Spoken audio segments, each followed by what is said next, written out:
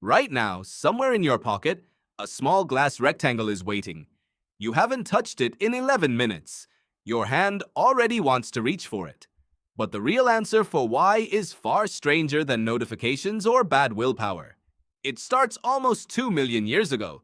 Your ancestors never knew if today was the day they would eat, or the day something ate them. There was no schedule, just uncertainty, over and over for thousands of generations. And uncertainty is not something your brain learned to fear. It's something your brain learned to crave. Why would craving uncertainty ever help anyone survive? In the 1950s, psychologist B.F. Skinner put pigeons in a box with a lever.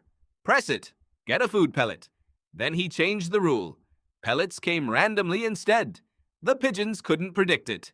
And they pressed that lever more, not less. Obsessively. Skinner called this a variable ratio reinforcement schedule. An unpredictable reward is more addictive than a predictable one. Foraging for berries is a variable ratio schedule.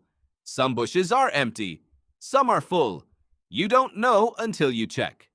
Ancestors who felt a restless urge to keep checking outlived the ones who gave up. That restlessness wasn't a flaw, it was the strategy. In the 1990s, neuroscientist Wolfram Schultz studied dopamine in monkeys. He expected it to spike when juice arrived. It did at first.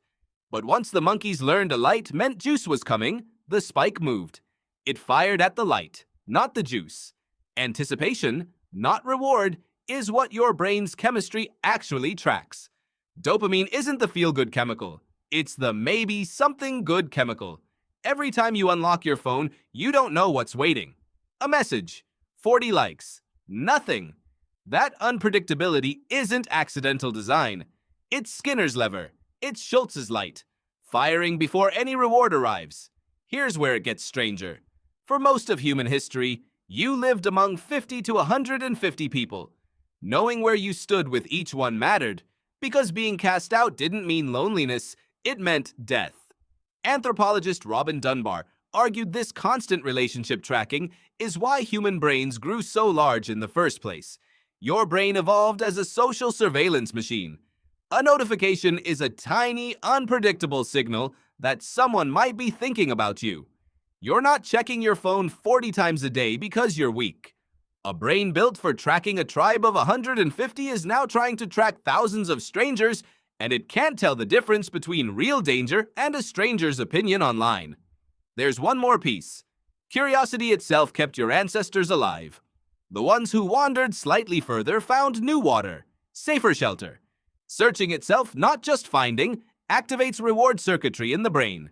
Scrolling taps directly into a system that rewards you just for looking. 3 ancient systems, one tuned to chase uncertainty, one tuned to obsess over your social standing, one tuned to reward exploration for its own sake. None built with you in mind. All built for a world with no screens at all. Then, in about 15 years, all 3 were placed inside an object small enough to fit in your palm. That's not an accident of modern life gone wrong. It's the oldest software your species has ever built, running exactly as designed, on hardware it was never built to imagine. So the next time your hand drifts toward your phone for no clear reason, you're not failing at self-control. You are, in that moment, a forager checking a bush, a primate reading the mood of the tribe, a wanderer following an old instinct to see what's over the next hill. Right now, somewhere in your pocket, a small glass rectangle is still waiting. But maybe now, when you feel that pull, you'll recognize it. Not a modern habit, an ancient one, dressed in a modern shape, still doing exactly the job it was built to do almost 2 million years ago.